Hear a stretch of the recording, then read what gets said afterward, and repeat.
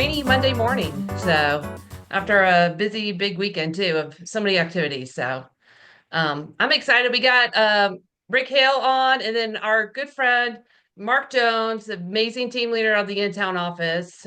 He's going to also co-host too if you want to Whoop, mark him whoop. as co-host. So I don't know how to I do got that, to but say I'll this try. too.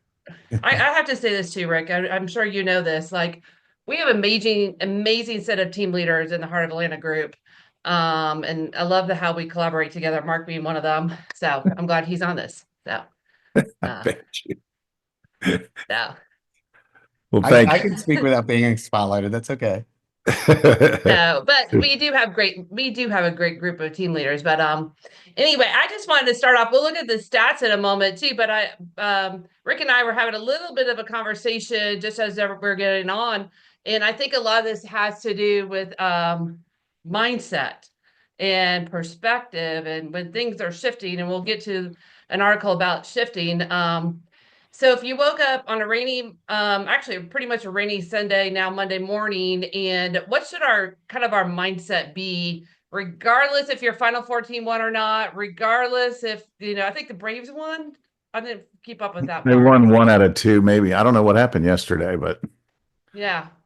So if you're one of those people who have the news on, what should our mindset be on a Monday morning entering into which should be our peak selling season of the spring? I'm I gonna think throw it to Rick because I just you're great. think I think my general vibe is just be patient. You know, that whole be calm, carry on, or the saying, and that this too shall pass. I was actually reading, so a lot of this freakouts has to do with the market, perceiving to crash. And I found these statistics that since 1950, we've had a correction literally every 2 years. And they consider a correction anywhere in the 10 to 20% range. And we're at 20%. So we're on the verge of what could be perceived a crash. And then even with crashes, I found seven: 1929, 74, 1987, 2002, 2009, 2020. All of those went from, well, 29 was the big one at 89%. But from there, it's 48%, 23, 49, 57, and 34. But every crash feels like the end of the world. And after every crash, there's a massive rally and all time highs. So that whole be calm, carry on comes to mind, and just be patient. This will pass. And interesting, we're going in an interesting direction as a whole, but we're resilient, and I don't think there's any reason to panic, Paul. I would totally agree. Mark, what would be the mindset of you waking up on a Monday morning coming into the office? What's the mindset we should have? For me, it's I think about professionals, right? And professionals, when I think about professionals, I think about athletes who train their body and mind every day, and they all protect their mindset. They don't listen to news and they don't listen to critics. They listen to positive affirmations. They keep their mindset in a positive space, and they're constantly working on their skill set. So I think tune out the noise, focus, and do the activities, because the activities lead to results. Awesome. And I Can I kind add of one more that, thing? Can I add one more please. thing? So I have a friend who's a wholesaler. She sells ETFs, these electronically traded funds or groupings of like kind or creative ways to bulk and, put things together so that, you're diversified, but also specialized at the same time inside at different sectors. And what she was sharing with me is that a lot of this drive down is the product of automated AI driven sell offs. There's certain triggers that sort of create a momentum, and then those triggers will reset and rebound back in automatically inside of these massive S&P 500 driven funds too. So again, it's more complicated than just, the emotional energy of watching the roller coaster. And to Mark's point, focus on the things you can control, and let the rest be, and know that it's going to cycle through. Control the Yeah. controllables. Yeah, I love that. So I'm going to take the probably less scientific or data driven approach of the Final Four, which I kind of sat and watched the last two games. Is I think it's the first time in a long time we actually had all number one teams playing each other in the Final Four, and so they're obviously all skilled. And then I watched at the end where it was Houston, who basically was behind the entire time, beat Duke, who's the more skilled team. And then when that ended, they rallied the last 90 seconds, overcoming a deficit to win. and now they're going to the national championship tonight.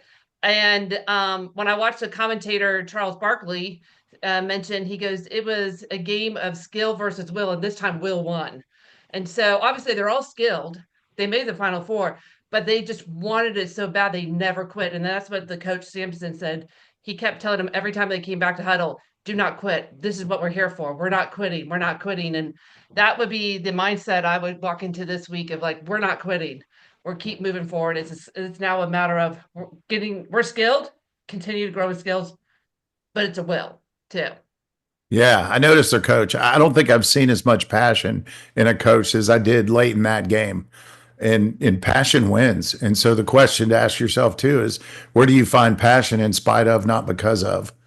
And I think it reflects back in Mark Jones. You nailed it with your chat. You guys should take a screenshot of the chat. That was brilliance. That is a great screenshot. All right, so let's go into some of these stats here. Can you all now see my shared screen? Am I doing this right? Good. Nailed it.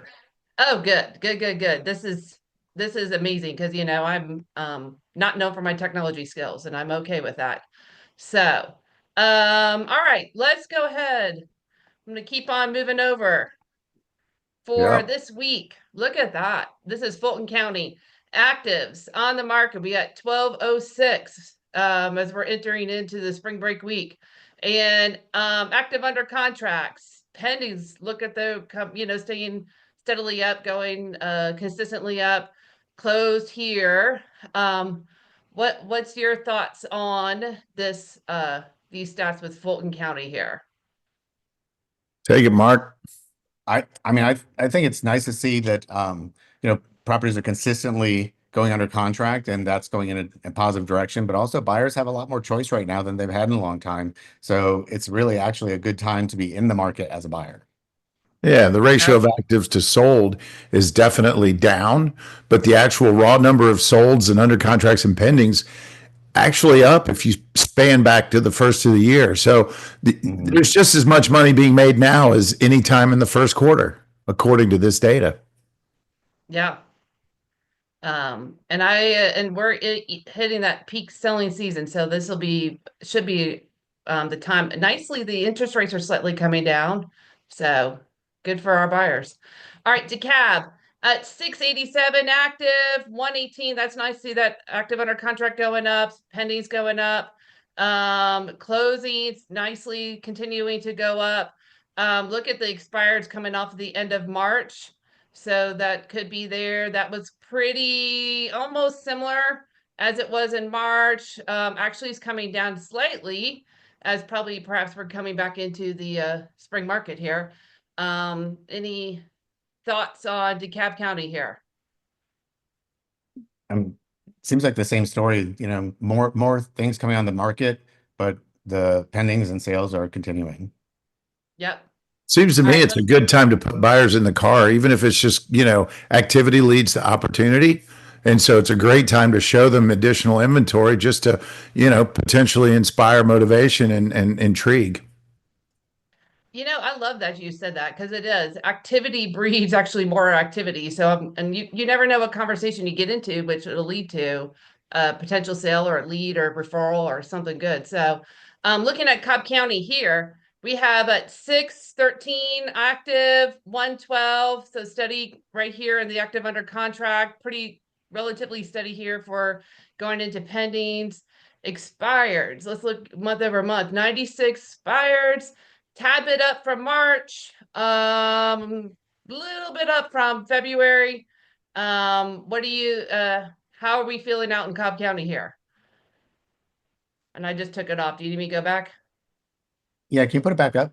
It's not quite as dramatic, but it's incredibly steady. That's what I saw in the numbers. And consistency is cool. And the only thing I would offer is that if you haven't been winning in the current market and the numbers stay steady, someone is consistently winning, you may have to modify or change behavior, do something different, because what you're doing, there may not be the spring market, the way I see it, it's subtle. It's not this dramatic, huge shift in sales volume. Yeah, like 600 or 700 homes in each county are going under contract and closing each month. So the question is, how many of those do you have? There you That's go. awesome. That's awesome. So, which I agree. It's all right. So let's get to this first article, and I think this is kind of how we started our conversation anyway. This is going to share on. Let me pull this up. The real estate market, it's changing. So you either adapt or get left behind. This one I really thoroughly enjoyed reading as because I keep thinking about the past few years where the market has changed. We've gone to, it feels like every couple years, like the market shifted a little bit. Whether it's ramping up to COVID years, the pandemic market to now coming off of that high of interest rates to now this where we're in. So it says that you either are a if you're not adapting, you all the successful agents are adapting, learning, and they're taking action now. And if you're not growing, you're falling behind.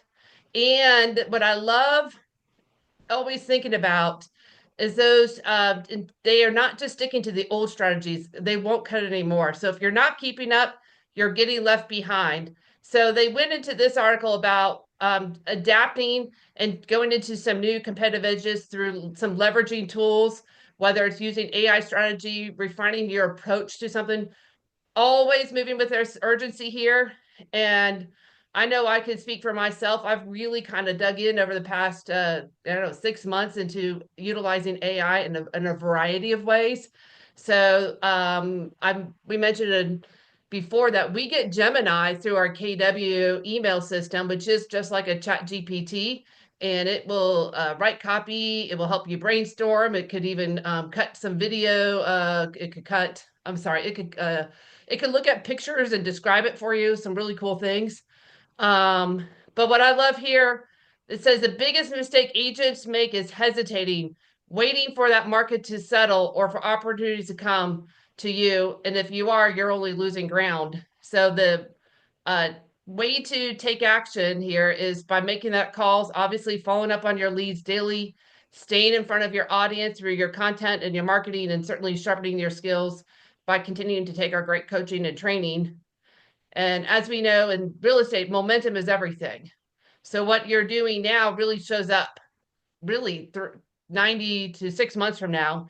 So making sure what you're doing keeps you visible within your network, uh, engage in those past clients, and then showing up daily and just putting in that work. And so really that's kind of the thoughts of how do you stay ahead in the shifting market.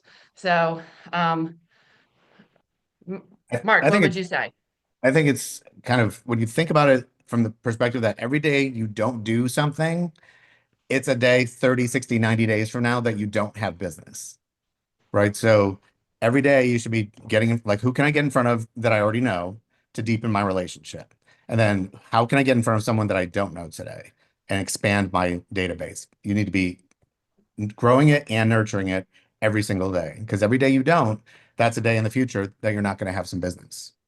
Mm-hmm. Spot on. There's a waterfall effect in today's the ripple, the first ripple, first stone in the water. The other thing I'm realizing, guys, is well, one, I hope you guys are, voracious education minded people. The 51 that are on the call clearly are. And those that are watching later because you had appointments or commitments, hats off to you as well. We try to bring you the best of the best content. But one of the interesting things I've observed reading Inman more often than ever is that sometimes it feels a little biased. Like there's whoever the writer is, a contributor's got some kind of purpose in it. That was more educational. And I agree, Kelly, that's a good article.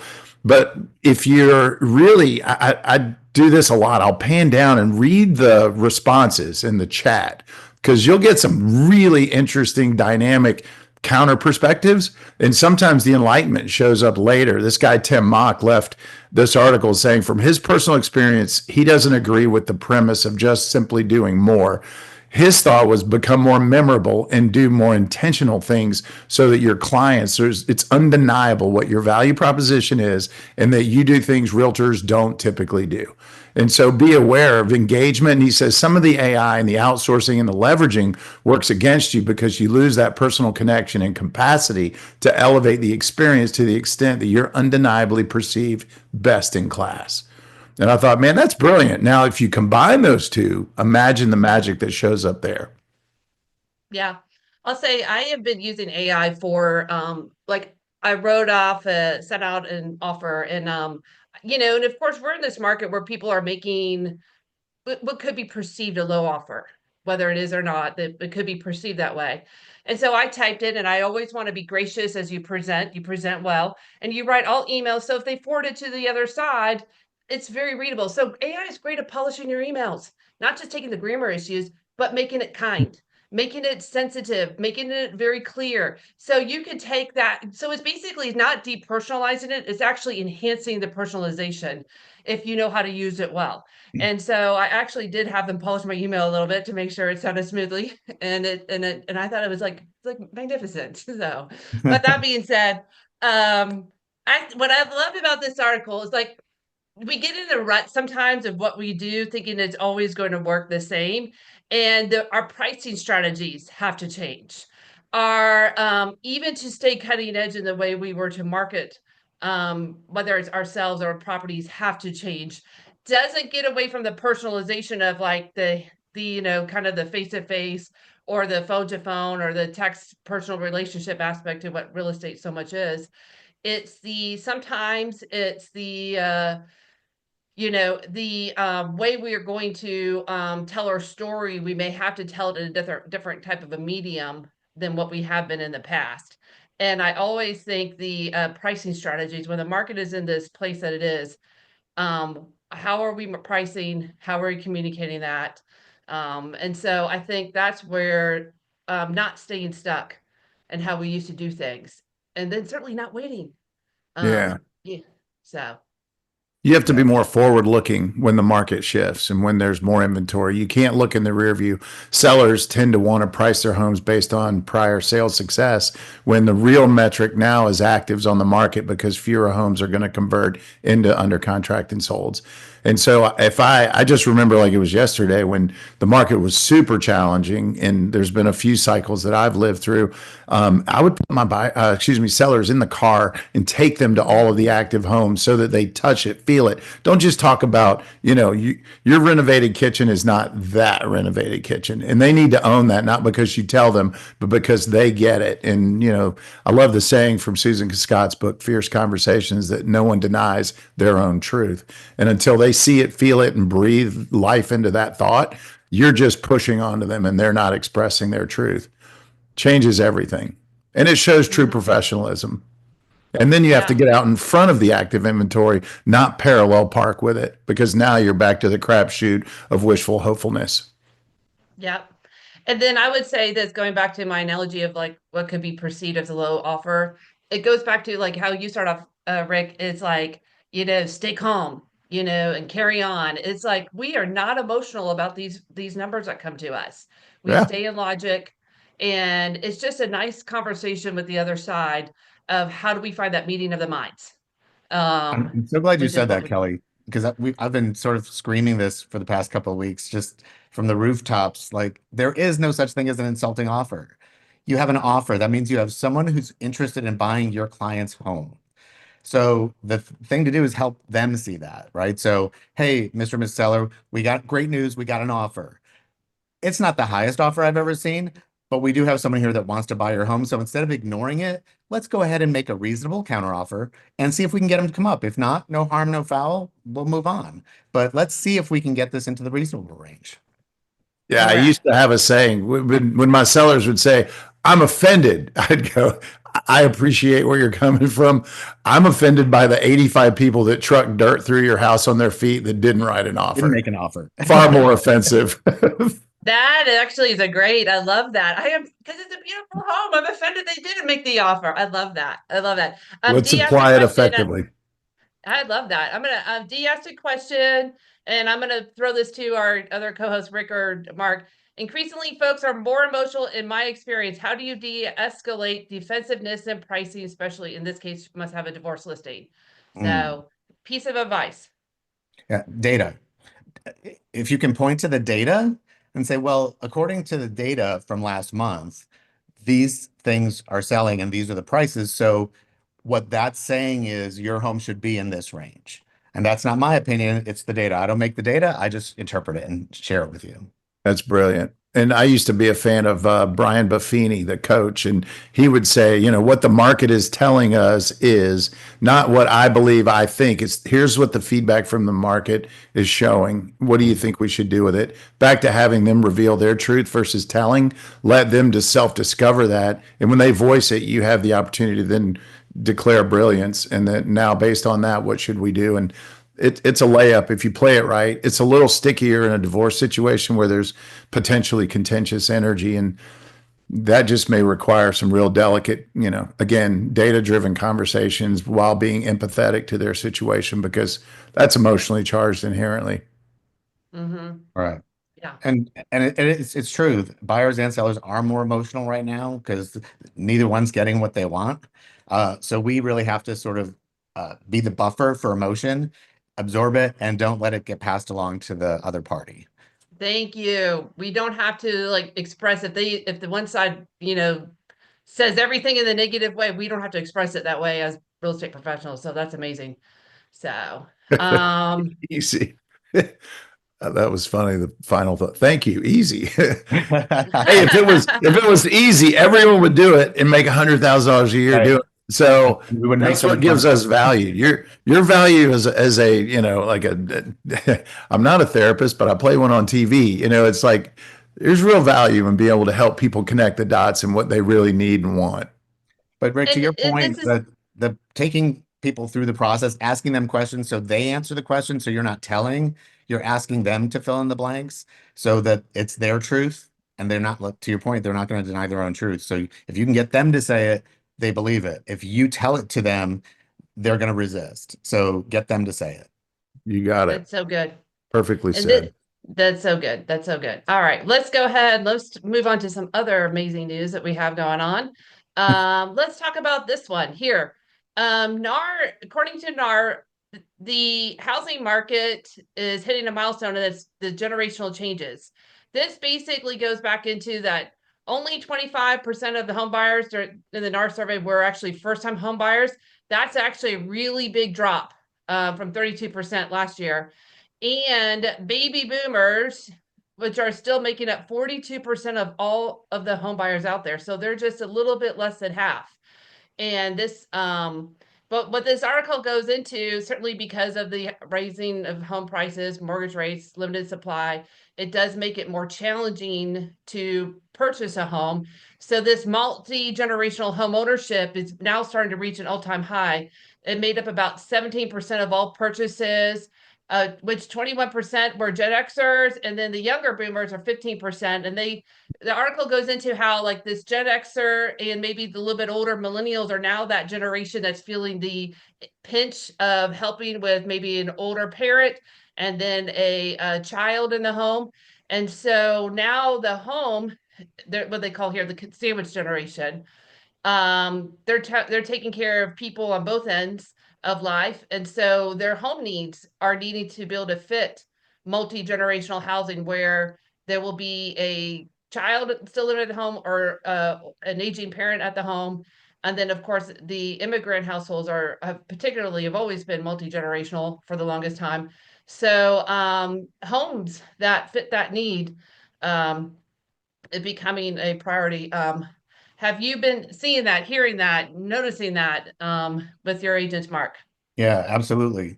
I think that there are more people looking for like multifamily, like a duplex for so they can put the parents in the one unit and the adult children have their family in the next door unit. Yeah, I'm seeing things like that. In fact, one of our agents is looking for a place right now for himself and his mom and his own family, his wife and two kids. And they're looking for property that meets that need so that mom can be close so they can take care of her, but she can also help with the daycare. So it's Mm-hmm. I think the help goes both ways, but there's more and more people looking for that situation. Mm-hmm. And in light of that statistic, make sure that you're playing to your strengths, and that if there's versatility in your home for, you know, a multi-generational experience, make sure that you're promoting it. And if there's an easy modification, even if you don't do it, I wouldn't recommend necessarily pouring money into a home that you're going to sell, but make sure you're promoting the capacity, and even having bids or monetizing and quantifying what it would take might give you a competitive advantage in when a buyer's choosing a home. Mm-hmm. And I think it goes into those finished basements that could hit the multi-generational family. Yeah. So, Yeah, all pair suites are golden. Yeah. mm-hmm. ADUs are getting bigger and bigger. And I think they're Golden. only going to get more important to have one. Yep. Absolutely. So, all right, let's hit. We got only a handful more minutes left, so let's just hit a couple things. Here's some good and exciting news that's happening in the Alpharetta area. So, a developer with a builder is they bought 35 acres. First of all, I'm like, where's the 35 acres in Alpharetta? So I'm like, I thought they bought up all that land, but there's still some acreage there to build out. They spent 11.3 million, and they're betting on uh, the area that we're still growing and that they're going to be in need for a new home. And as we all know, if anyone who sells in this Alpharetta area, the median price has been going up year over year. They're probably one of the greater appreciated areas at 5.4% year over year. So that's good news for those of us who sell up in that area. And and these tend to be people in the southern suburbs that are building, so they're going to be coming on up. Their prices are going to be a little bit more affordable, and they typically do is like 300 to 400 and maybe up to 500. So that may be welcome news for those who love the Alpharetta area and have clients up that way too. It also speaks to So, the economic strength of the northern suburbs now. Like there are so many businesses going up, like off of Windward Parkway and stuff like that. There's just a lot of jobs happening in North Fulton, so it's driving a lot of that growth. Well, and I'll add too that if you pull an aerial and you look at satellite views of anywhere suburban, you don't have to go far where there's more green space than you'd expect. So Kelly, you're right. I don't know where there's available land, but when you do an elevated view, it's like, wow, there's a lot of trees and space. There's many farms, and so that could be a future opportunity too. Network, if you're the provider or the source of land for a developer or builder, you're in the driver's seat for the opportunity when it comes time to development. Mhm. mm-hmm. And it's good to know that developers and builders still believe in the metro Atlanta area too. For sure. So, all right, let's go ahead and maybe we can hit another one.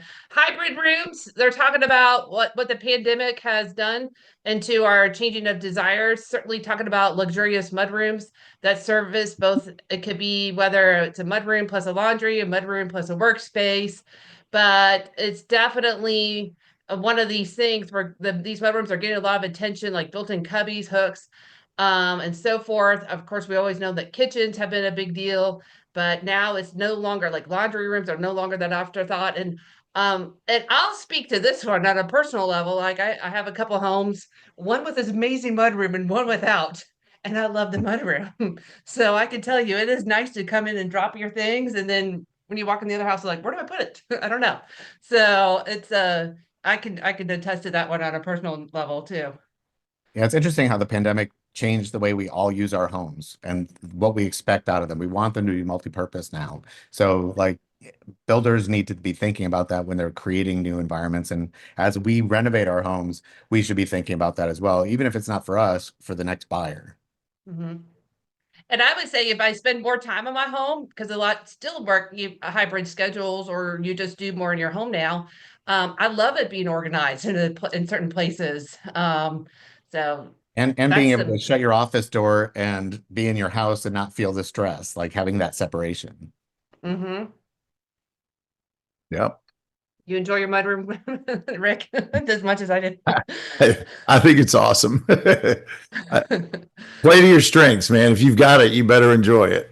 That's exactly right. All right, and then last, but this just talks about when we do our online advertising, making sure we're maximizing all the different mediums and forums, and well, the using the tools out there. I want to kind of go to where it could probably speak to all of us is making sure if you're doing any kind of collaborations or partnerships, you could probably do this with your social media. Do you have, like, if you're targeting luxury clientele, do you have some luxury brands maybe you can market video with, or do some stuff online together? You can personally brand together. Maybe you can do some partnership with some lenders, or just to reach a greater influence, just to have a way where both can benefit from it and reach a wider audience.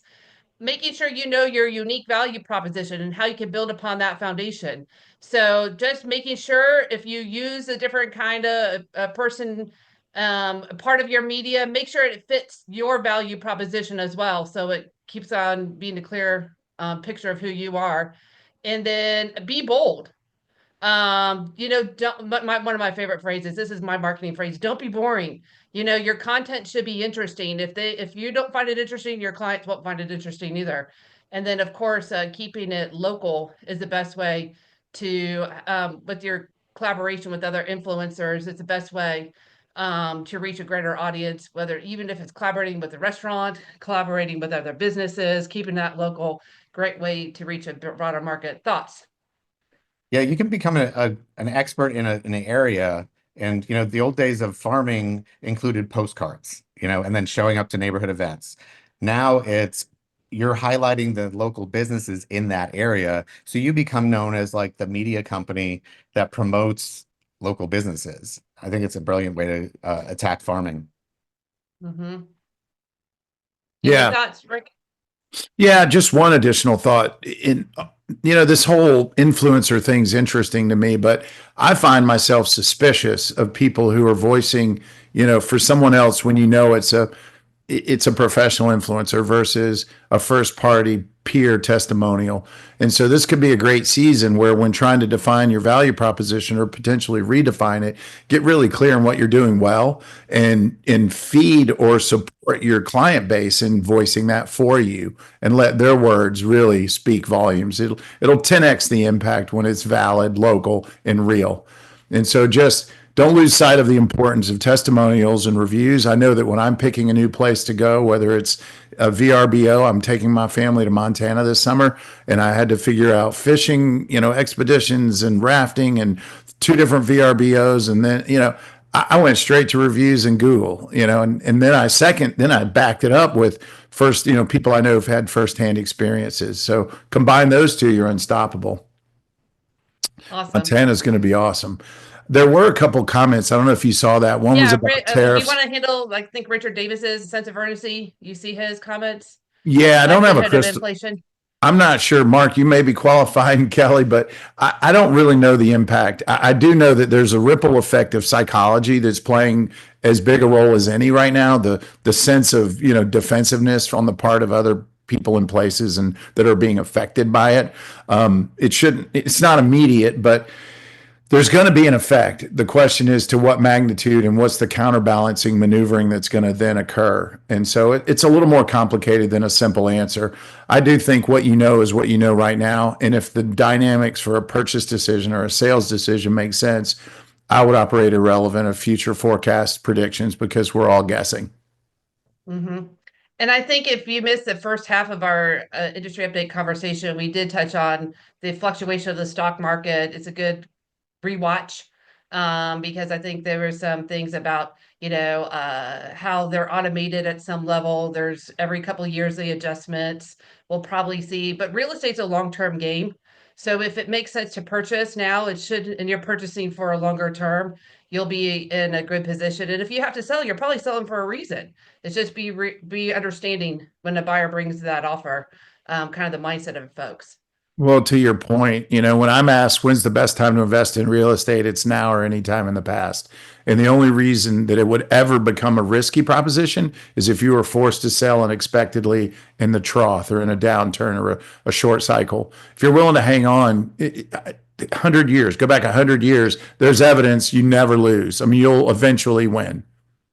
And you know what, Rick, and I lived through that Great Recession, and we'll wrap up in a couple minutes over, but I lived through that Great Recession, and those who had to sell, it was a good decision for them based on their life circumstances. It wasn't the number they wanted to see, but based on the holistic picture of the life that they were living at the moment because of situations, they probably had to, and it probably was a good decision that allowed them to move on to the future that they needed to have for their family and their lives. So if the reason to sell, if it's compelling, then it's just understanding that you're doing it for a better future for yourself.